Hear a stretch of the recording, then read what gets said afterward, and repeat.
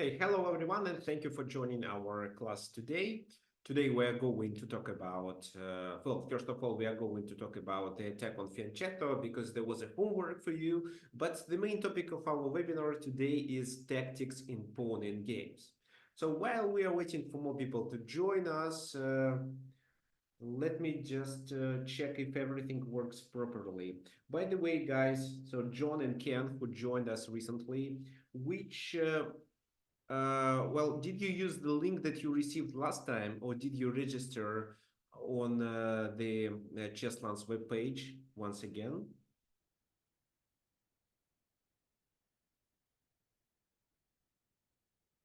So anyway, where did you get the link to join this Zoom meeting? Okay, register it again. Okay, thank you.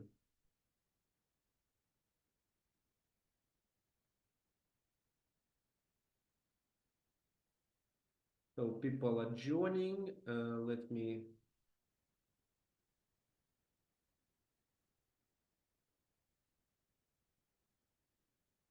There are two positions I prepared for today that we're gonna play. Well, and first of all, let's repeat the homework. Well, let's talk about the homework. There was a suggestion by Herman. He is joining us now, so let's wait until he joins. Uh, yeah, let me find it. Oh, it was okay.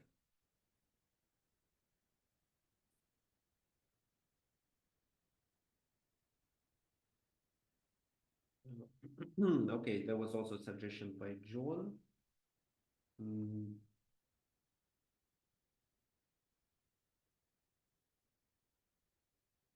okay, let me remind you what was the homework, first of all.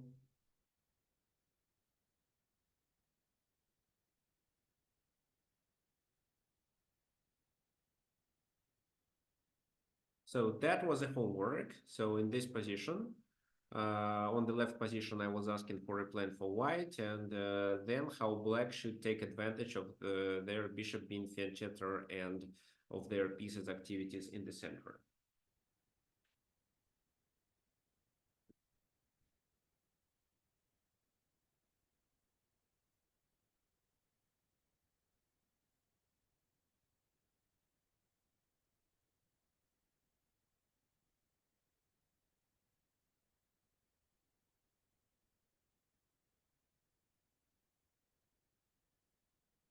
Okay, so people are still joining us. Okay, perfect.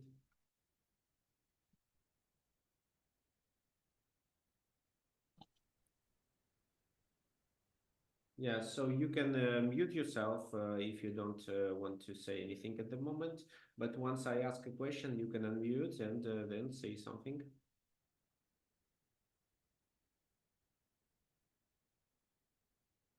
Hmm. Okay, so let's talk about the first position. So let me close it. Let me close it. Let's talk about this position. So here we are.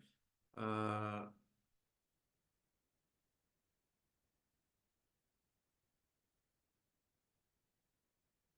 so what should we do?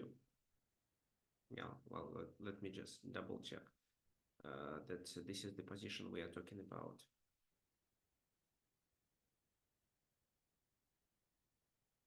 So the knight is on h5. The last move was rook e8. So this is exactly the position we are talking about and how white should play. Okay, thank you, Herman, and thank you, John, who sent me the answers. So how to continue? Well, rook takes h5. That was quite obvious. G takes h5. That was fine too. Then here John suggested bishop h6, threatening with this move. Well, I don't know if it is a threat, but then knight g6, for example, and then the queen goes to g5 with the idea to exploit this pin, which was a very nice idea actually, but at the same time e6 can be played at any moment. So I'm not sure if this exact strategy works, because let's say they play e6, offer an exchange of the queens as well as attack here. So it seems that white sacrificed the exchange. Well, that sacrifice was unsound. So, in my opinion.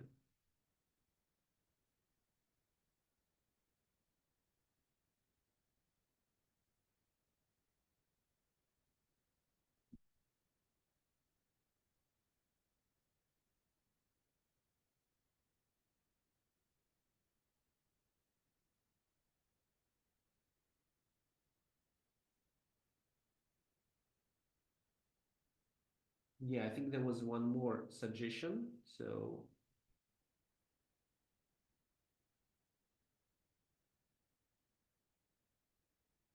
just for some reason, I cannot find it.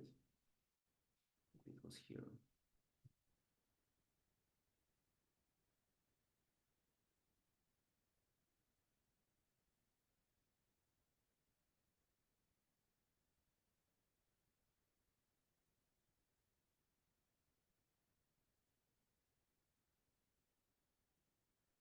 I was remembering to answer it, but okay, that suggestion wasn't good too.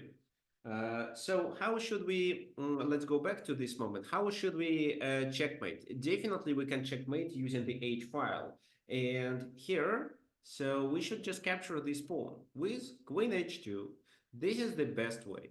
Well, here, black could continue replaying the game if they sacrificed here. Then bishop d5, queen b6, queen h5 e6, bishop goes back, but look at the position. The white's attack is much stronger. G takes f3, and in this position you can even take with the knight. Well, knight takes, queen takes, and then, well, you're a pawn down, but the h and g files are open, and that should be a decisive attack. In case of this, it's knight a5, bishop a5, and bishop h6. So you're threatening with this as well as this. That was the best way for black to play here. However, they play knight g6 and made a significant mistake. Queen h5, queen a5 now. Now we can do what? We can play rook h1, right? So they sacrificed the exchange on d5 finally, but that wasn't enough. That was too late. Queen h7, king f8. And please tell me which move white should play in this position to win the game.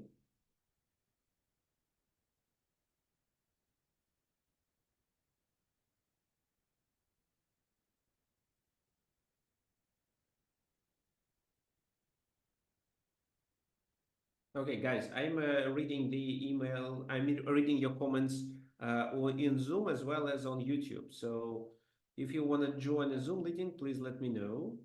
Okay, so here John suggests bishop h6, and yes, I agree with you.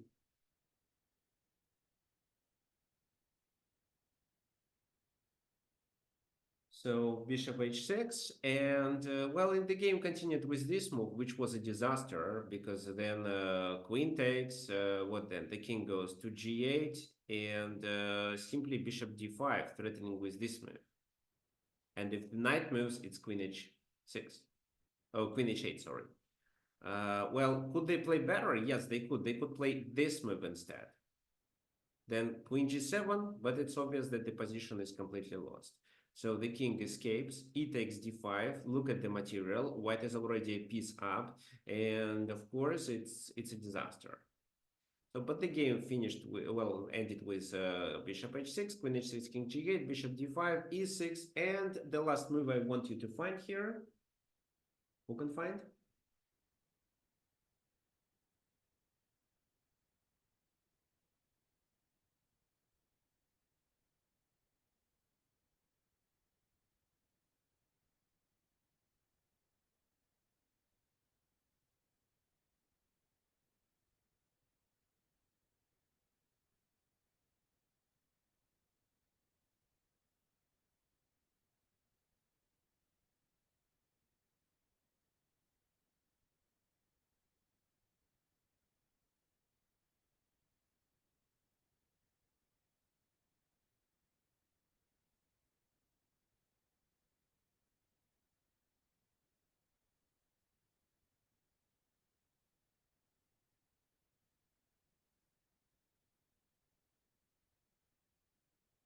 So, yes, thank you, John. It's knight f5 again. So knight f5 with the idea of a checkmate on g7, the only way to stop is to play this move, but then queen g6 and the f7 and the checkmate on f7.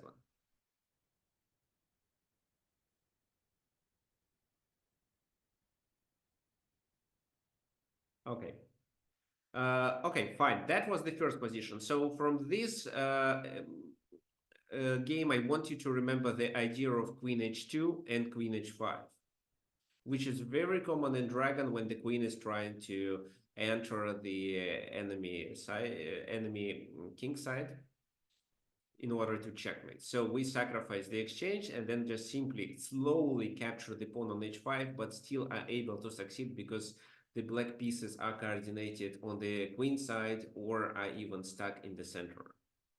Also, you may remember this idea of knight d5 that attacks e7 and provokes such moves like rook e8. Okay, fine. Let's talk about this one, this game. So that was the position we were talking about. White played bishop h6, and this is where I asked you what black should do. Should black just continue with bishop h8? Well, definitely not. If bishop h8 is played, then how white plays?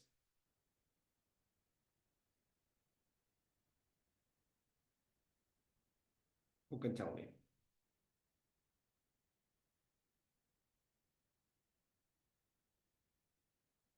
G4? I think there is a better move than g4, actually. Can you see it?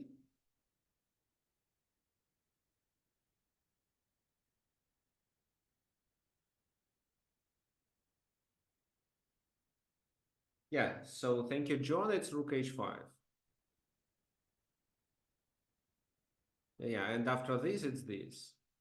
And the problem is that knight g6 is unavailable because of the pin. But after this move, it's possible to play knight d3, then maybe which pawn takes d3 and queen takes h5. This is how black sacrifices two minor pieces. For a rook, white is completely winning, but yeah, this guy is hanging, so we shouldn't forget about it. Let's move it somewhere, but generally speaking, white is winning anyway. So knight e2, for example, to protect here. So bishop c3, knight takes, and the queen is still protecting everything. Right, so it's not bishop h8, so we shouldn't avoid an exchange of the queens. The game here continued with, okay, let me just check your suggestion once again.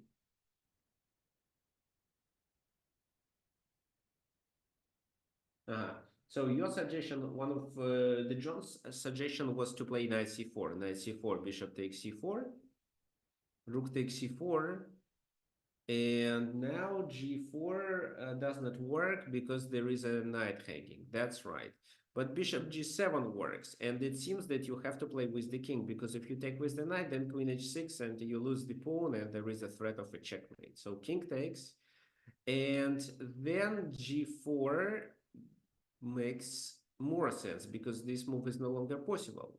You can, of course, sacrifice here and then play this move. And this is somewhat unclear. White is better, but just a little. Maybe your attack becomes strong. So this is one of the possibilities. But knight c4 is definitely not the best option. Black played knight d3 move. Look at this very nice idea. So first of all, they broke the connection between the queen and the knight on d4. So if queen takes d3, which happened in the game, it's bishop h6. King has to move, and now the game continues with this sacrifice. B takes c3, then probably bishop should move back to g7 to immobilize the pawn. Well, rook c8 was played, kind of inaccuracy, but still fine. So knight f5. Well, of course, we don't take. Bishop goes to g5, and later, well, bishop should go to f6 to pressure here. So black is better here. If instead they capture with the c, then it's bishop d4, and there is a pressure on c3. So that's the reason why this knight d3 was a very favorable way for black to obtain advantage and take advantage of the bishop being on g7. The queen is a kind of overloaded. However, I also want you to remember that, let's say, in case of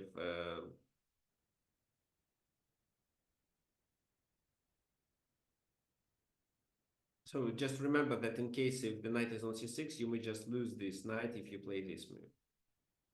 So either bishop d4 right away, or bishop takes h6, queen takes h6, and no, wait a second. Let's say g4 was played in this position, then knight d4, you think that this is a good move, but then they have this intermediate attack. In this exact position, I think that it's not so bad because there is queen h6, which usually is paired with knight from f6 captures on g4, in case if there is a pawn on the h file and there is no queen h7. But in this exact position, it is queen g5. Queen takes, knight takes, g takes h6, king takes g7, and black is still better. Fine, so knight d3, that was the idea. Okay, we are done with this first stage of the yeah, of this first part of our webinar. Today we talked about how you could continue in that positions and how you could continue the attack on the fianchetter's bishop's position. Now let's discuss pawn endgames.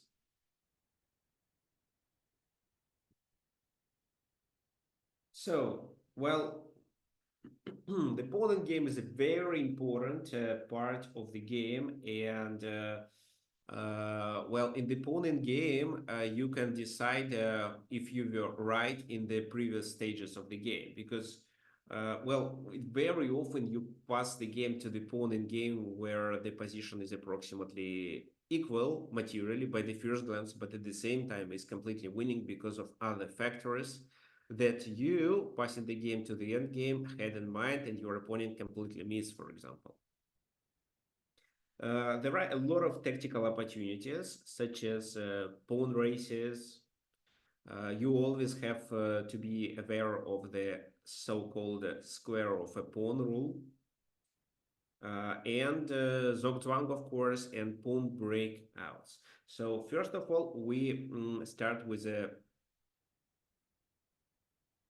basics. Look at this position. This position is definitely winning for white, but how exactly white wins? So this is not about tactics, it's mainly about strategy. What white should do to win this game.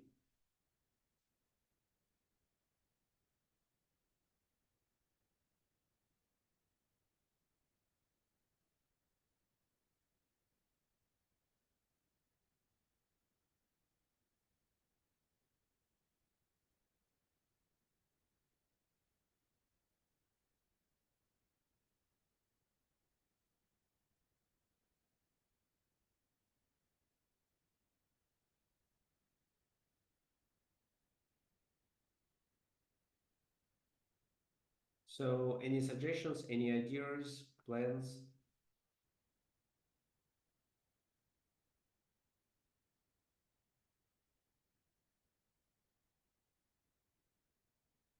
Uh-huh. Okay, guys. So here, actually, even pushing the pawn to f5 is possible. But what I want you to remember is that having an outside passed pawn allows you to win the pawn in game. Your task is to get the king attracted or distracted from the queen side. So the black king is going to capture this pawn, while you can just simply capture on a5 and promote the other pawn. So doing f5 is still possible, but it's definitely not the best way. Just move the king to d5. They capture the f pawn. They come closer, and then you just shoulder the enemy king. Now nothing can stop your pawn from promotion. If, let's say, you did f5, let's say king e7, king f5, this, and then you play king d6, think you may not win, all right? Because he goes there. So pushing the pawn isn't a good idea. Just leave the pawn where it is and capture the enemy pawn as soon as possible, because your opponent has to play more tempi in order to capture on f4. Okay, so we understand the basics. So mainly pawn and games are won because of the outside passed pawns. Let's talk about this position. So here, white has an outside passed pawn. It's the pawn on g4. Is white winning? It's black to move, but is white winning?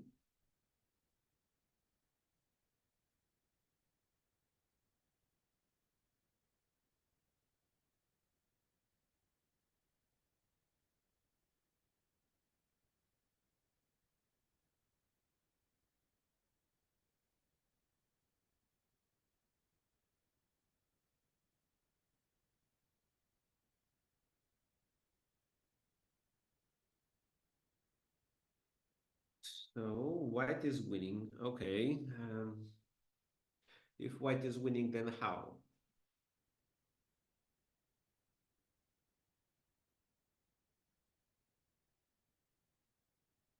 Well, if a5. Well, it's black to move here. So we should consider if black is able to play the move and save the game.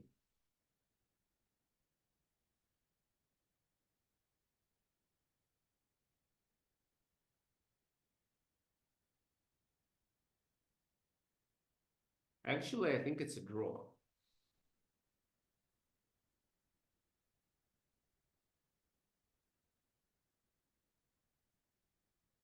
So let me explain.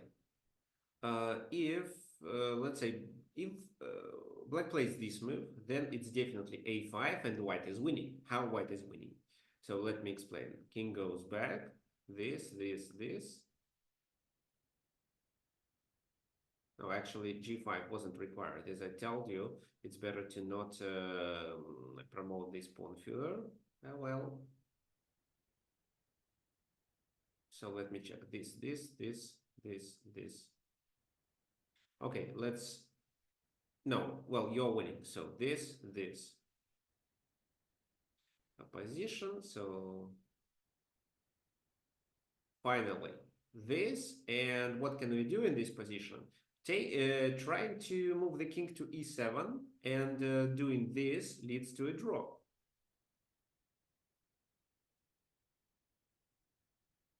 This, so they shoulder us, and we cannot escape. So a6, king goes there. We can escape now, but then the black king occupies the corner and the game ends in a draw. So this, and this is a stalemate. That's why instead of doing king e7 in this position, king g6, you force the black king to stay in a stalemate position, but black has a pawn to move. So they either play b6 or b5, doesn't matter, en passant. Now they have the a pawn to move, but you promote faster and you promote with a check. However, in our situation, it's even a checkmate. This is how white is winning in case of a6 is played. But with the a6 move, black allows white to play a5, and then one pawn stops two other pawns. So in the pawn in game, if you are able to lock the position with your pawn minority and at the same time have the outside passed pawn, which distracts the enemy king, you're winning. That means that actually, if here black plays properly, let's say like b6, king f3, a6, king g3, b5, a5, this is a draw. So, for example, king g6, king f4, this. Now, what happens? So, let's say king goes to e4 right away, king g4, this, take, here, here. The king goes there and the b pawn is promoted. So because that was the protected passed pawn. So here, the king goes to b3, the king goes there, this, and this is a check, so black is winning. If the pawn was on a7 here, that was a draw. But here the position is completely winning. Mm,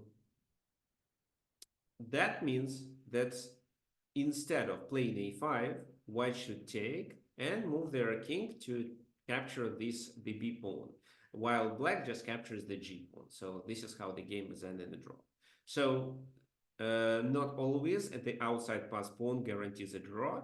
Well, it guarantees a draw only if your opponent cannot create a pass pawn himself on the other side. Okay, this is the position that most of you are familiar. It's white to move. Black is about to capture our pawns, but because it's our turn and because our pawns are more far advanced, we are winning. How are we winning in this position?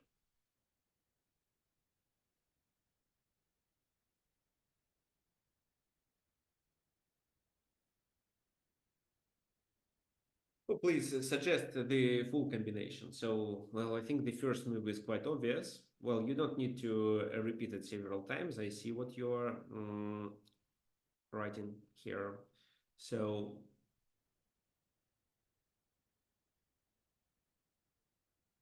so b6,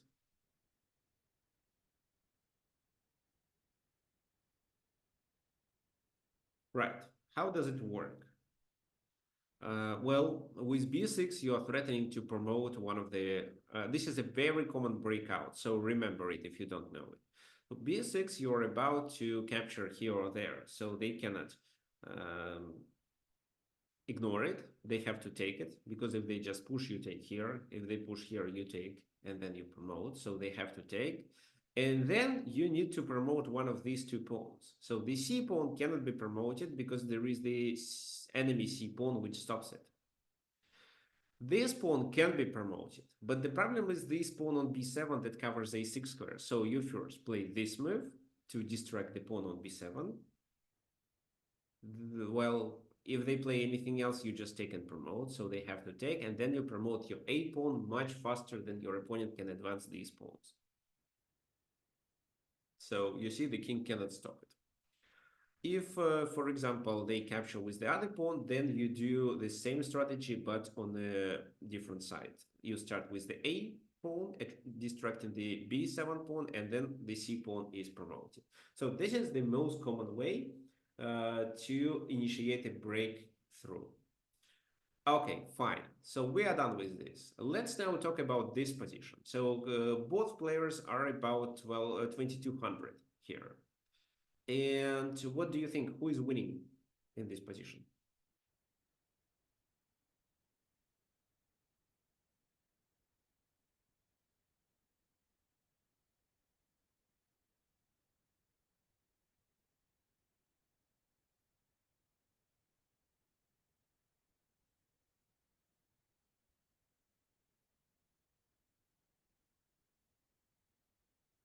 So black definitely should have more chances to play for a win. So black is not winning, but have chances to play for a win.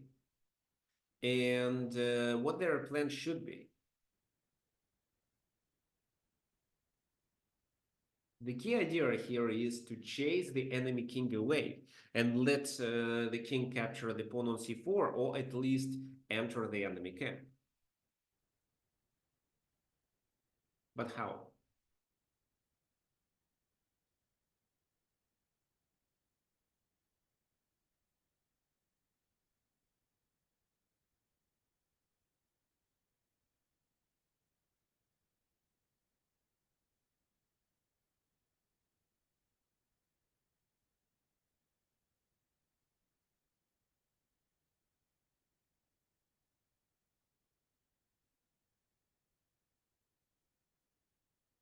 Any guys, any ideas?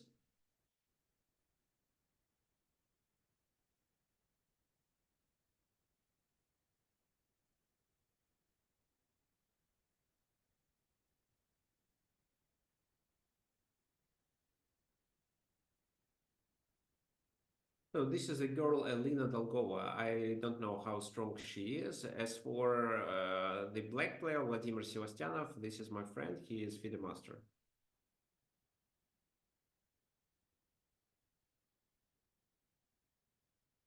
Okay, fine.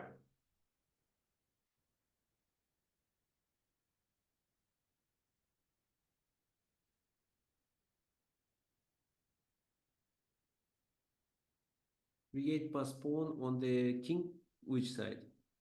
On the queen side. Well, how is it possible? The queen side is here. White already created a passed pawn on there, but White is not winning here. First of all, we can definitely notice that this king is located properly. I mean, it's further to it's close. I mean, it's closer to the enemy territory, which means that in case of a pawn race, this king's position is more optimal to comparing to the king on c3. What black plans here should be? If you imagine such a situation when these pawns are advanced, black would obtain more space, and with a few reserve tempi, black should put the white king in the Zugzwang, forcing the king to move away and let the black king enter the enemy territory as well as to capture the pawn on c4. So that is what black should be trying to do. What white should do? White played h4, and after that, their position became completely losing. However, the best continuation for them was to do this. And if, for example, you do e5, g4, g6, no, g4 to play f5, so h4, and this time f5 is a disaster because of a very common tactical trick that you guys also should remember. Which trick I'm talking about? Who knows?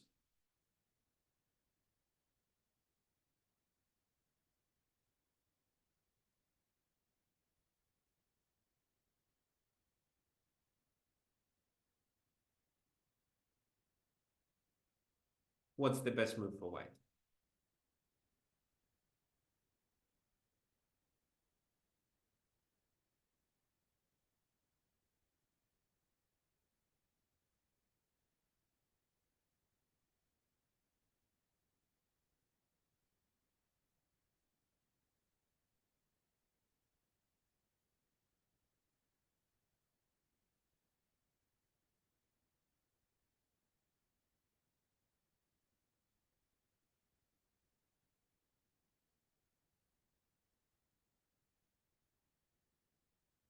Come on, guys. I don't think it's so difficult. Let me flip the board. How white wins? Maybe it will be easier for you.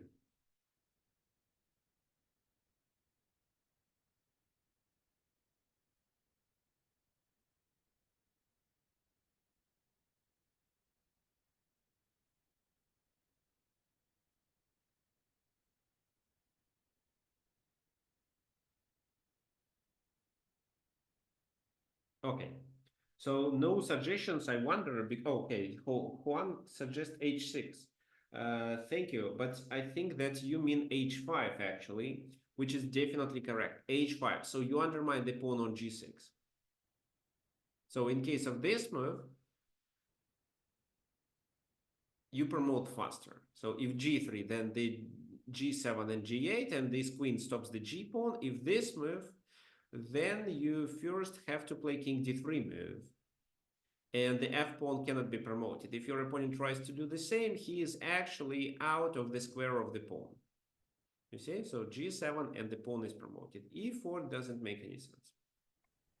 What if instead of taking, he actually goes straight down to G3? We promote the queen first, and that queen stops the Oh, g okay, pawn. gotcha, gotcha. Yep. All right, thanks. So h5, well, they have to take on h5. We take there. Now it seems that that king is in front of this, I mean, inside of the square of the pawn. So here, for example, h6, and once f6 is played, the king comes to d6, but c5. And the king cannot stop both pawns simultaneously. So, for example, this is the square of the first of the c pawn, and this is the square of the f pawn.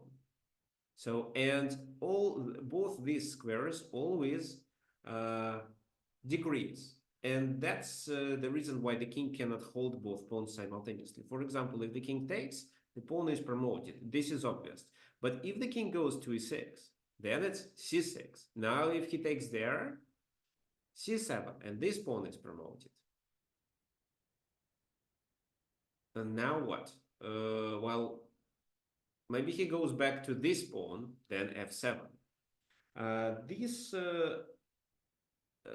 This tricky method has a certain name. Who knows this name in English? Because I don't remember exactly. I can search for it. I know how is it called in Russian.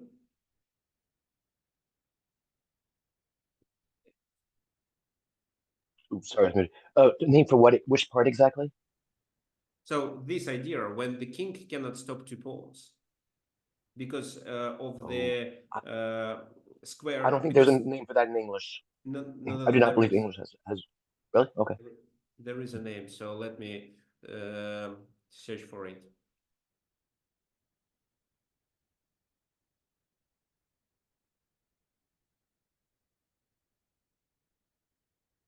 Yeah, so floating In square Russian? rule. Yes, it's this is look Huh. at this. Flying square. So it's Interesting. floating square rule. Try to remember because the square of the pawn always changes, decreases in our case. Okay, fine. So floating square rule. Let me type it down here in the chat so you don't forget.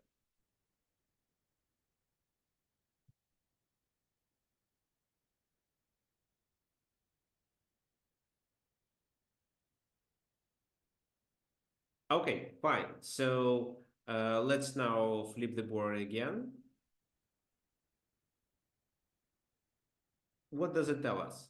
It tells us that doing h4 would benefit white because there is no possibility of playing f5 and e4. And actually, this is where the game would end in a draw. For example, okay, so for example, something else can be played, let's say f6, and then white has no ideas how to win. Also, after f3, it's possible to continue in a different way. Let's say this move, h4, and maybe f6, king d3, e5, g4, a5, king c3, and f5 will never work because of this idea, because of h5.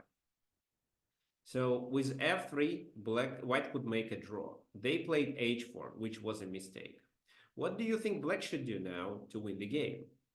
So both players are really strong. They well, one the black player is the FIDE master, for example, but even he didn't understand how to play properly. He didn't calculate the lines and didn't take into account the nuances of this position for black.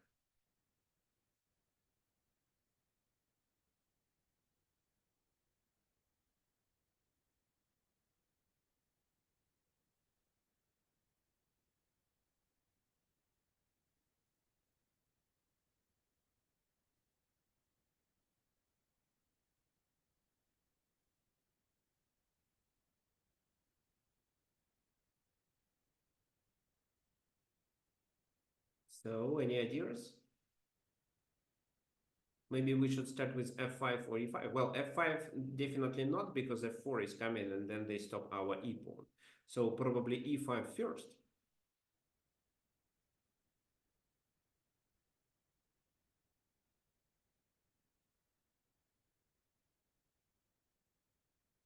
Okay, so let me show you. E5, this is what was played in the game, and that was a mistake. After that, it's still possible for white to draw the game. Instead, black should play h5. Why h5? So this move stops the h pawn as well as provides black with extra tempo, with more space, and as the result, several extra tempi that can be played in a situation of result one. For example, no, f3, e5. g4. Well, we can just do what? We can play e4 actually. Why not? Because after, well, if they take here, we are winning. This pawn can be promoted and we take the one on c4. So, but e4, if they take here, h takes g4. And now, well, this is the square of the pawn. So the enemy king can get inside it, but the point is that by doing it, he also loses his other pawn, and then we are winning because we can create a pass pawn on the king side. So e5, and then in order to play for a win, we should play a5 and d4, and then a5, a4, and we have this reserve tempo with the g pawn. So e5 wasn't played. I mean, h5 wasn't played in the game. Instead, the game continued with this move. And white played h5. Seems logical, but actually is a critical mistake. What should they do instead? King d3. If, for example, h5, still similar to what I was trying to show you, then the game could continue with f4, undermining this pawn. So taking doesn't make sense because then two pawns will hold three on the king side. So f6, f takes d5, f takes d5, and the king goes there. And well, you can take, but then the enemy king is closer to these pawns, which means that you promote simultaneously. So for example, a5, king f5, a4, g4. Now let's take, they take back, we play king c3. So here, a3, here, this, take, h5, king b1, h6, this, yeah, and this is the draw. So because it's the edge pawn and the king is too far, it can be successfully promoted, so the queen cannot stop this pawn alone. Well, it was hard to calculate, and instead white continued with h5, which was a mistake again. So what do you think is the best option for black? I don't know why black stopped following their plan. They should definitely continue with their main idea, and that would allow them to put white king in a Zugzwang. So what would you do?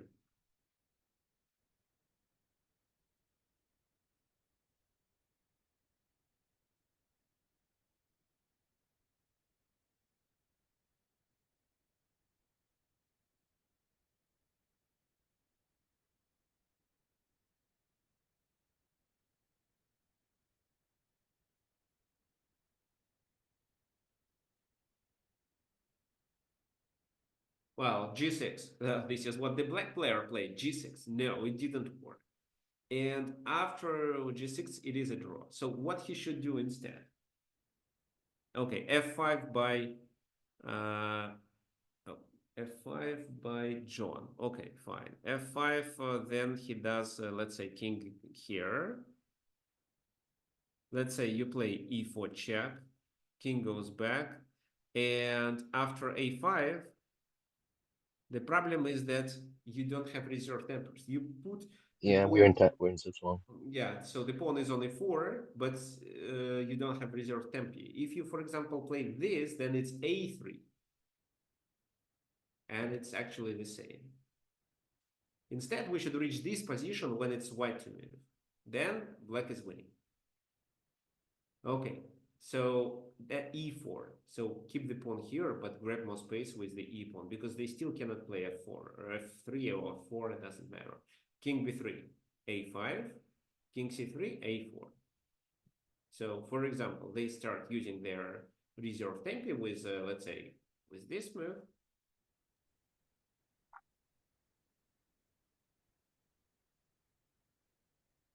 And how can we play in this position? To have two reserve tempi because they have only one. So if we have two, we are winning. Wait, do you want to move and then still have two reserve tempi after that, or use one of those two reserve tempi? I want to move and have one reserve tempi at least. One reserve Can tempi. you can you do a3, and then you still have Uh, the f6 tempo? no, the problem of a3 is that they Oh can yeah, yeah, choose yeah, our yeah. pawn. You're right. Yeah,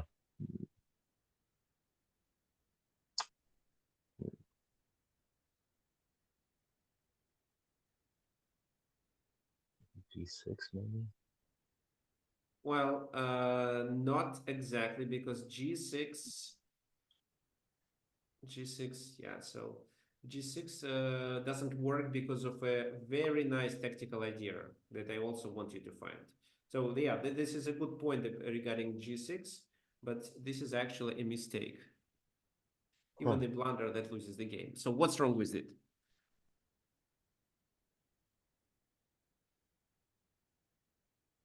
Yeah, so thank you, John. It's G5, so a typical breakthrough. Oh, So yeah. if H pawn takes, the H6 and white promotes. If this, then Mm, G takes H6 and white promotes faster. So not G6, but G5.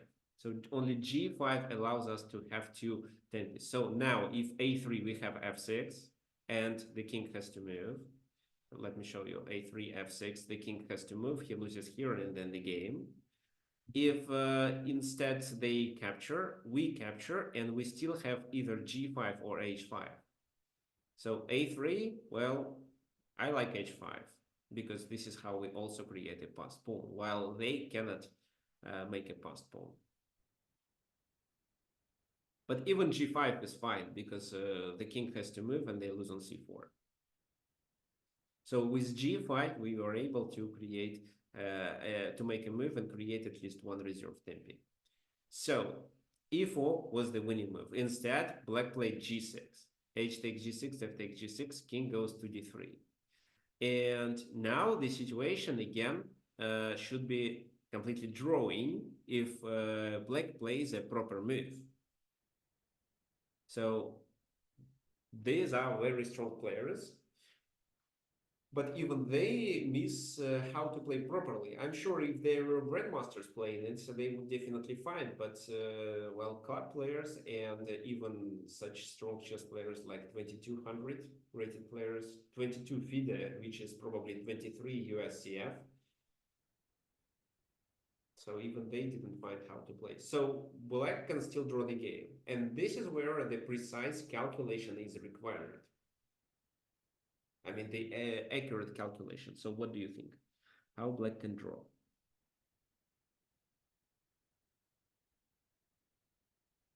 So Zamfir suggests G5? A5. Okay, so David suggests G5. Well, you guys both are mistaken. A5 was played in the game, and we will talk about it a little bit later. Let's talk about G5. So G5, the king goes to E4. Then you cannot do This much. factor. Probably you take, he takes, and then he comes to your. Well, actually, if you go there, he just plays F4 and promotes much faster. So you can try H5, but then king goes there. And H4, so take this, and he even doesn't need to capture the pawn. He'll promote in case if the black Mm. king goes there. So G5 definitely doesn't work. Okay, what else?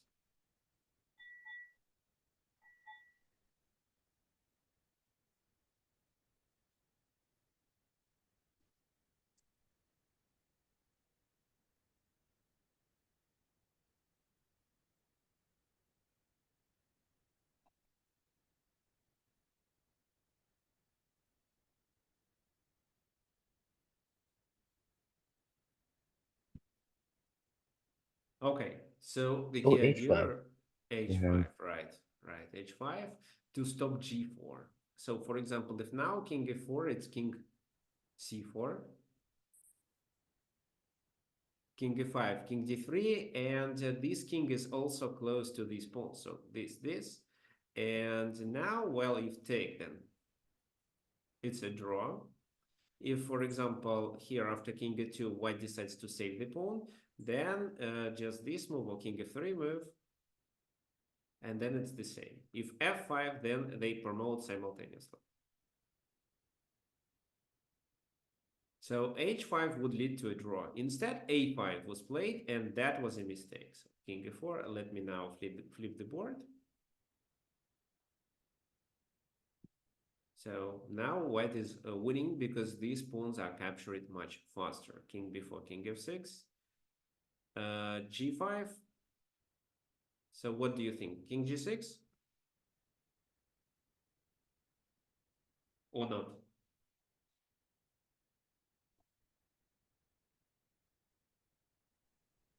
Should you do G4 first and fix that pawn?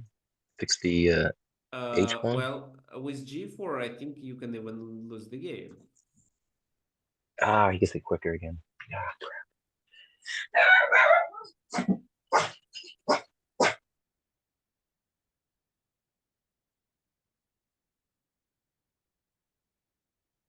Yeah, so thank you, Shubham. It's F4. Yes, you're right. So why it's F4? Because if you do King G6, then King A3, King H6, King A2, this, then let's say this move, F4, and we promote simultaneously.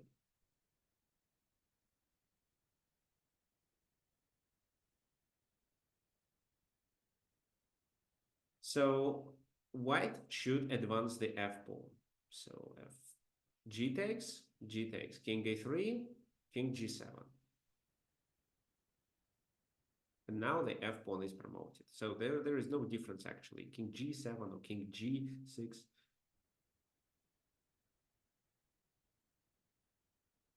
Right. And then there is one more thing that you should remember. A2. And now it seems like a draw. The pawn is on A2, right? So the pawn is on A2 and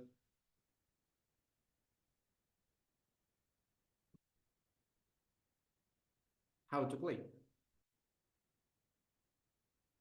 The king is too far, so the staircase maneuver doesn't work.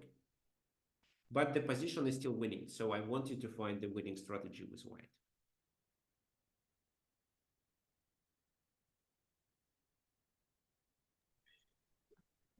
Queen B. Oh, it doesn't work. He said with the can't do Queen B4 and then bring the king over. Well, you can do queen b4, why not? But well, you can even do this. But after queen b3, he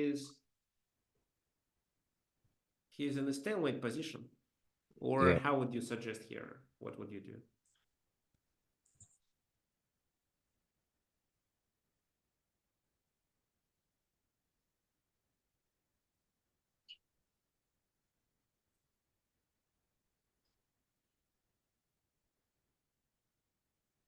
Okay, thank you. Queen c2 now. Here Zamfir is correct again. It's queen c2 because the h pawn may move.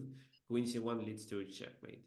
Well, instead, in this position, even if it wasn't a checkmate, you can, well, in this position, you could even bring the king, like king f6, because the pawn is too far, and you can even let them to push the pawn to h2. Here, you can checkmate with queen b2. It also works. Fine. So this is how the black player who was originally winning after h4, he was completely winning if only he did h5 and then initiated the idea with this, somehow managed to lose this pawn and game. Okay, so what we're gonna play today, we're gonna play these two positions that I'm going to send you. Just a sec. So position one is this.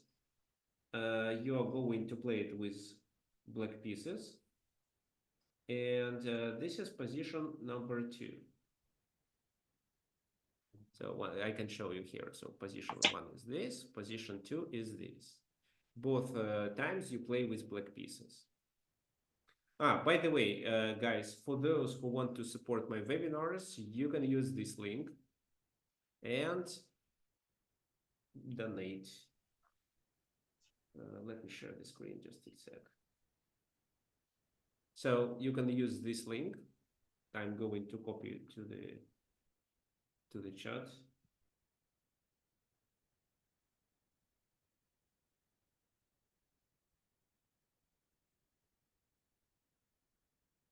So it's very simple. You click on this button, and then a new pop-up window appears. You enter the amount that you want to donate. Let's say it's $10. It can be even less. And then you click PayPal, and it redirects you to your PayPal account. Then money immediately delivered to my PayPal. Okay, fine. So yeah, let's continue with the game. So let me refresh it. Are chat recordings available afterwards? I think they are.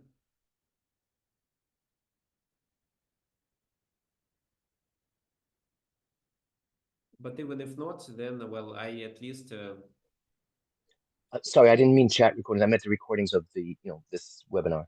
yes, there is a recording of the webinar, and you may receive it later. I mean, I think on Tuesday, on Monday or Tuesday, together with the homework. Okay, so custom position odds, 15 plus 10, and here, and then this is the first position we are going to play. So this, oops, no, the wrong link. This is the position. So who wants to play? Please let me know. Tell me your username. Yeah, for example, I can do like this, and then I can send an invite link. So the link is copied to the Zoom chat. This is the first position. So who wants to play it with black pieces? This is actually a complicated one. The second one is a more simple one where you probably have more chances. But if you're ready, just tell me your username.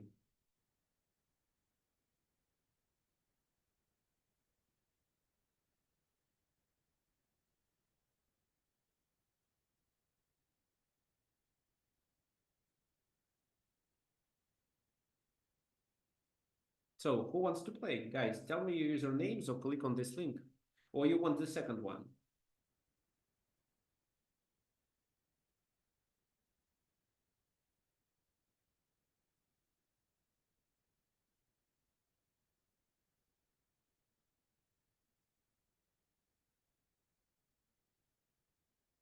Okay, I can suggest the second one. Just let me change it. This.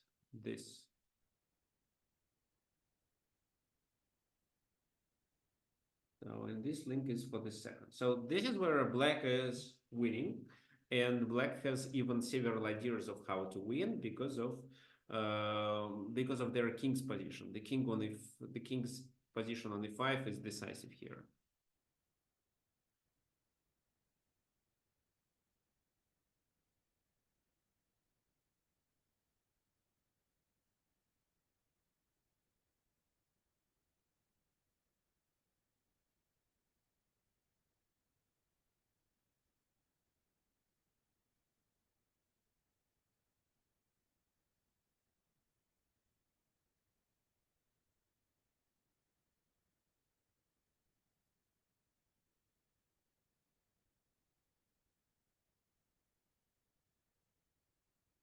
Okay, so thank you for your donation. So, well, David, maybe you wants to play?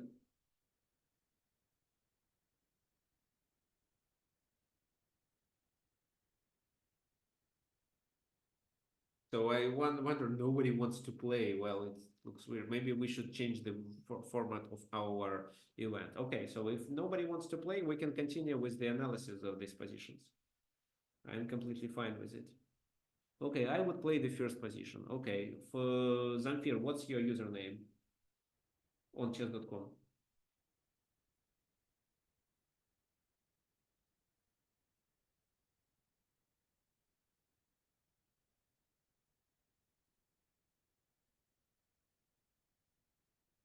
So this is the first position. I can challenge you. And the first position is actually quite interesting for us. So okay.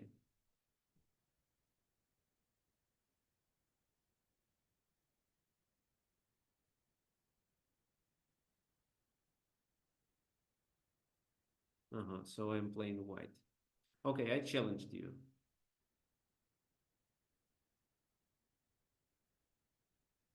It shows that you're offline. Okay, let's do once again. So can you enter chess.com?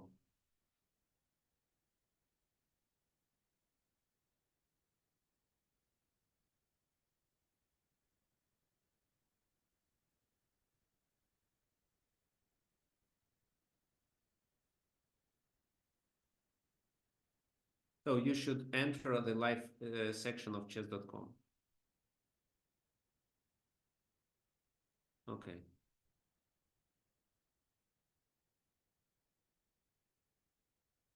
If anybody else wants to play also, let me know, please.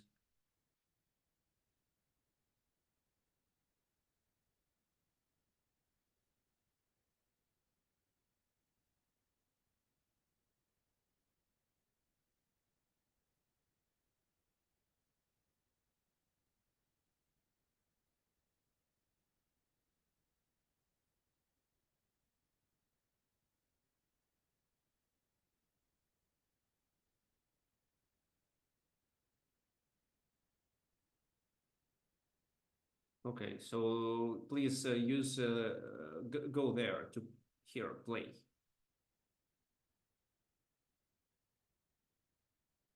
Okay, no, something went wrong again. Okay, fine, it works. So black is winning.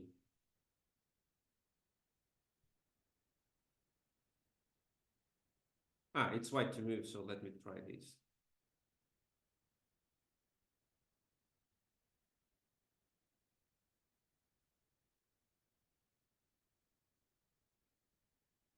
By the way, do you see my screen, right? I'm sharing the whole screen. Yes, we do. Thank you.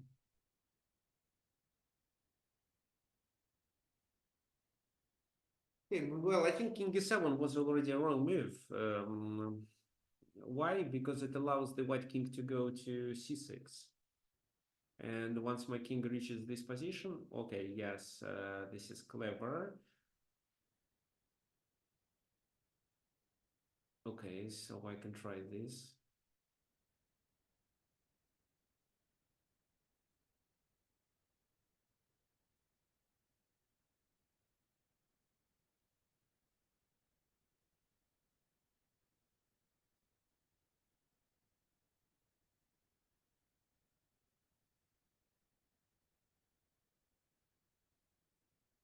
So take, king c5, king c7, and then let's talk about reserve tempi. How many do I have? So yeah, I think I have more. So let's play it.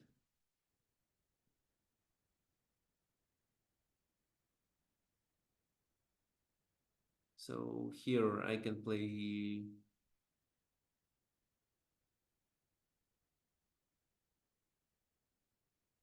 g3 first.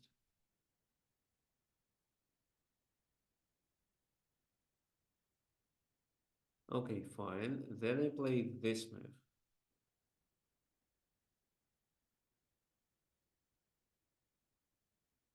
Then I have c3.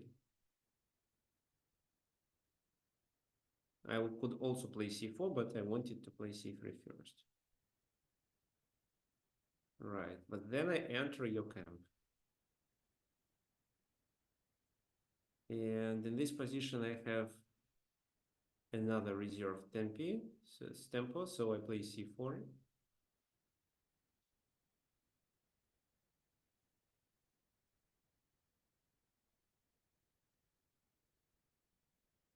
Yeah, and then I play c5, and well, these are mining squares.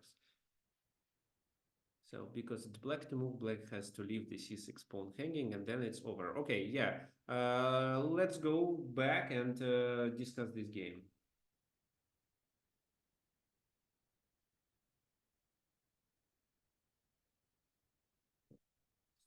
Sure. Here we are. So this is the first position. Well, king d3 was definitely right. King d7, king c4, and c6. So in our game, king e7 was a mistake. So c6, b4 was clever, and then the position is completely losing. So if this, then I'm trying to play c5 and get my a pawn promoted. If, for example, we play to what happened in the game, if I'm not mistaken, it was king d7. Well, king d6 here is a better move. King d6, I have to take anyway, And then still g3, forcing the king to move. I still win the opposition here. So for example, well, f5, g4, then let's say take, then g5, then I play c3, the king goes there, I play this, and again I play c4. Oops, no, now I already invade the enemy camp, right? So letting the king, my king to go to c6 was a mistake, and even with c6 you didn't stop it. This is quite similar to what was played in the game. King c4, c6. If black wanted to draw the game, they had to play king c6 actually. Why? Let's say, wait a sec. No, okay, fine. So here, yeah, here white was winning actually here. So with b4, white is winning. You're right. So even with in this position with b4, it's very similar to what we have, and white is winning. But white played c3, and after that the position is drawing completely. Let's say f5, e takes f5, g takes f5, b4 was played, and b4 became actually a critical mistake. So what's wrong with this move? Who can tell me?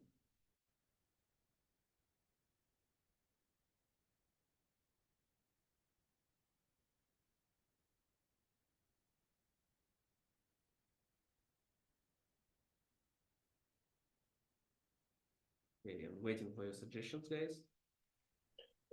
King d6. Well, king d6, I don't think so, because white can exchange and then play g3 at least. Oh yes, tempo. It, yeah, and Free, even free, free tempo. if needed g4 then. Hmm. So no. Okay, so here Zamfir is correct. He suggests b5. So a typical breakthrough that we were talking about many times during our class. So first we started with this position, right? There was b6, which led to a breakout. Second, in this example, there was something similar on that side when the pawns were on g6 and h6, the black pawns, and the white pawns were on g5 and h5.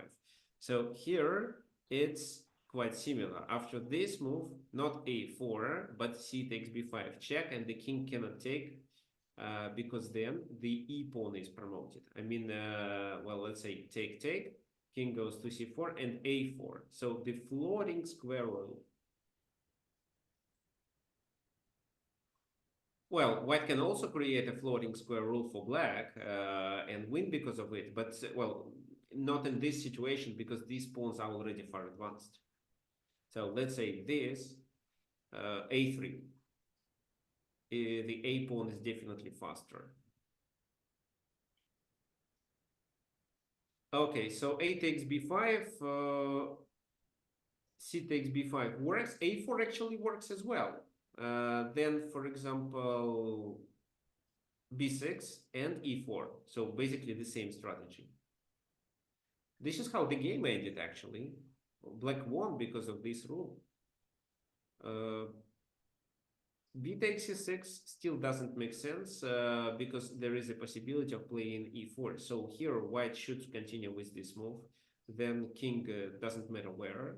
King b4, but after e4 the game is over. So this is the square of the pawn, and white should keep their king inside. But if they capture the pawn, the king will be outside. Fine. So c6 and b4 was a winning strategy, and c3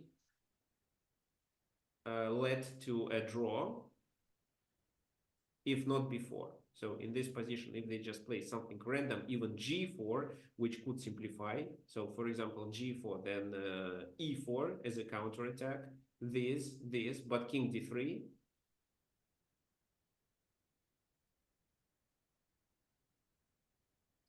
So king e3, king f5, king d4, king e6, and this is a draw. None of the players made progress. Okay, fine. So the second position that I wanted to play against you, but we're gonna analyze, I think is much more simple. Here, the main advantage of the black's position is that their king is already on e5. So any ideas of how you can create a breakthrough?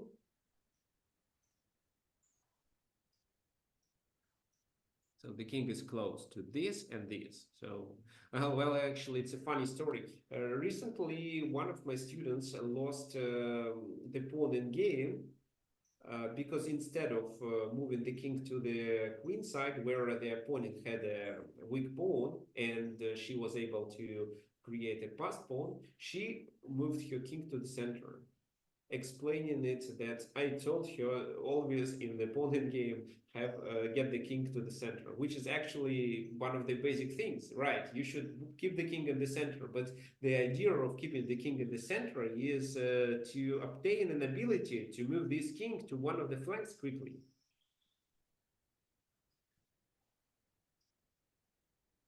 So the black's task is to convert the position of the king, but right now moving the king to f6 doesn't make sense.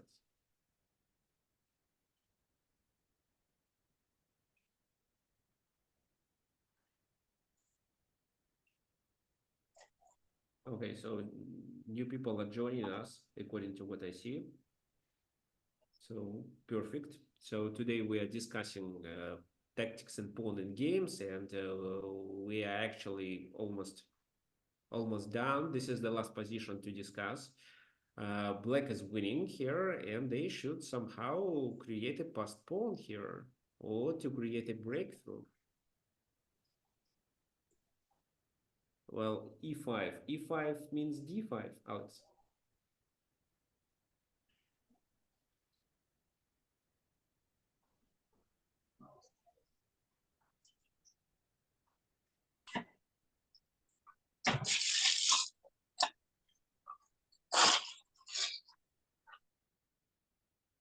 Okay, David, if you don't mind, I muted you. You can unmute when you want to say anything.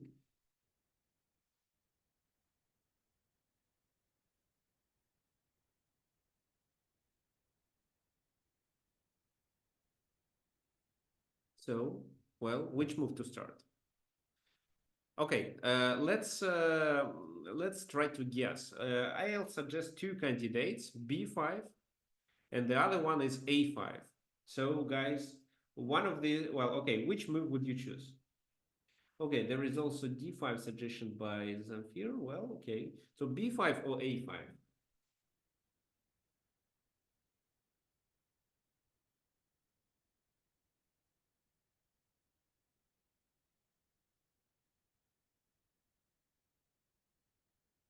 A5, yeah.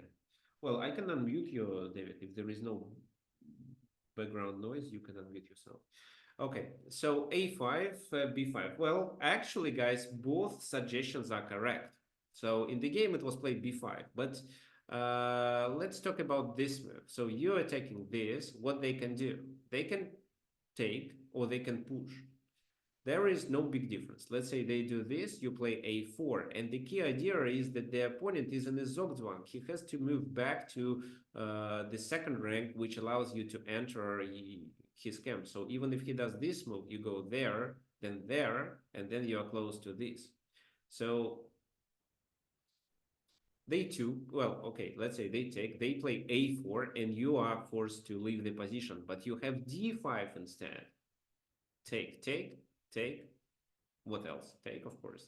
So king takes, king goes there, and then, yeah, king goes there. Then you can play king d4, king goes to e2, and you are still winning with king c3 maneuver. Let's say he goes to d2 to stop your king, or maybe to e2. Then you do this, he does that. Then how to win in this position?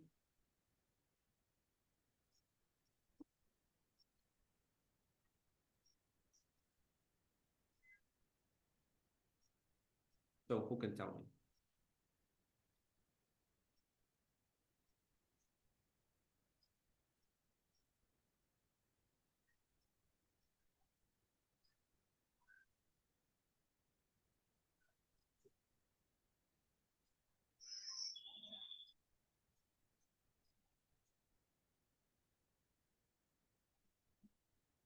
C4, yes. It's C4, right? C4, they have to take king takes and the king is faster. So, for example, well, the king, because the king is already into the enemy territory, it's faster. So here, king here, there, take this. Okay, let's move the king and not fall under a check. So, well, doesn't matter actually, because black promotes much faster here. So let's say this, this, G7. And this is a winning position because of the staircase maneuver. So you can start with this move, check. Well, you can also do this, then bring it like that, but you can start with queen c3 here. It allows you to simplify. So king a2, now this. Now, if the king goes to a3, it's queen b1, and you simply bring the king to capture the pawn. If the king goes to a1, you deliver this check, forcing him to go to the g8 square, which now allows you to bring the king. And this is how the staircase maneuver works. So check again. Let's say he goes there, you do this, forcing him to go back, then queen c3, and he is here. So this again, well, queen e2, c2, sorry, f7, f7. Then it's important to make a proper move because king d2 is a stalemate. So king d3, letting the king to go there, and then you just checkmate.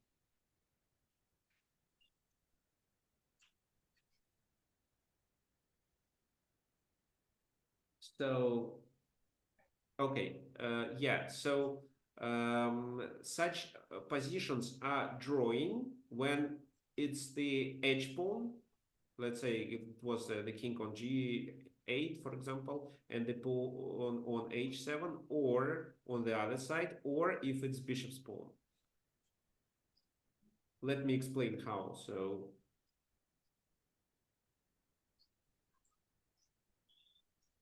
for example, here, why? Because, well, let's say it's black to move. Black plays this move, king h8. And now if the pawn is captured, this is a stalemate. So because of this idea, these pawns may also lead to a drawing position.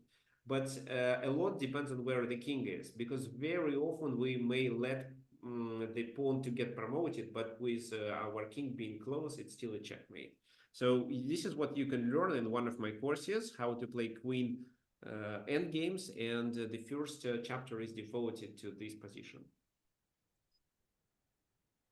Which course is that one? Yeah, let me show you. So I have a course which I recorded maybe 3 or 4 years ago about queen endgames.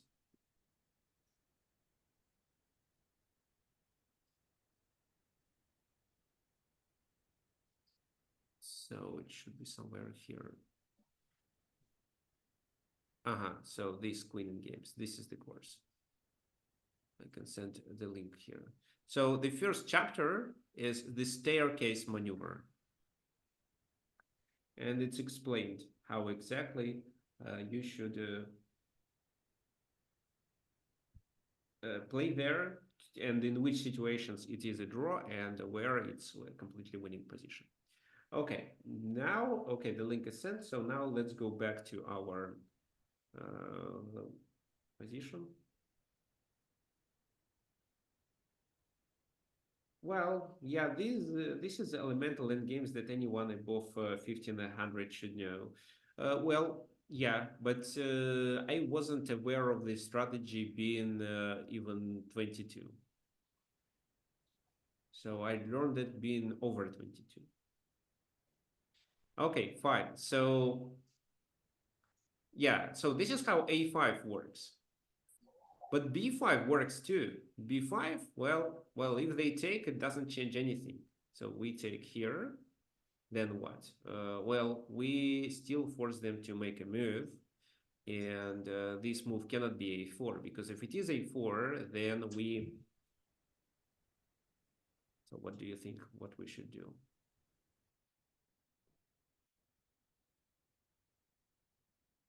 Okay, let's take this.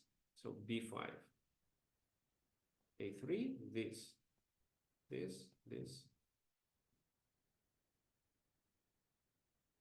And this position is winning too, mainly because of the position of the king. So king goes there, queen h1, then the g pawn is lost. Okay, maybe let's go back to this position. Maybe there was a c takes b5, a takes b5, a4. Yeah, so b takes a4. This is the best thing to play. And yes, in this position and this endgame, black is winning. So for example, king goes to g3, queen e1 check, king goes there, then it's this check, then the king has to go there, but then it's a check here, and we take this pawn. Because if the king goes somewhere else, we take on d3, and yes, after that, it's obvious that this is a winning position anyway, and there are not so many checks that white queen can deliver. So it's winning. But that was probably a practical chance for white to not lose the game immediately. King d2 was played in the game here. C takes b4, a takes b4, b takes c4, b takes c4, and simply king takes e4. And b5 doesn't work because the king is inside of the square of the pawn. So this is the square of the pawn. It takes this. The game continued with king c3 here. Could continue with king c3, but then just e5. And again, they are in the Zugzwang. They either push the pawn, allowing us to bring the king back to d5, or they push c5, which doesn't make sense at all. Or they move the king, and then we come closer with the king having the e plus pawn. Okay, this is how black hero wins the game. Okay, so we are done with it. Let me show the homework that I prepared for you for the next event. So it's this. This is the fragment from the game between Garry Kasparov and Yasser Seirawan. So black is winning, but a lot of accuracy should be played. Yeah, so, well, it's every move is crucial here, especially the first move. And well, here black to play. Yeah, there is a possibility of creating an outside passed pawn by doing this. But you should decide which exact move to choose and how you form the position on the king side, which pawn structure you choose. So this is the second position. And here white is winning regardless of these double pawns. Mainly they win on the D file, but before you decide to um, proceed with this pawn, you should decide how you locate the pawns on the king side and what to expect from black. Okay, I'm going to send this homework for you to the chat, just a sec.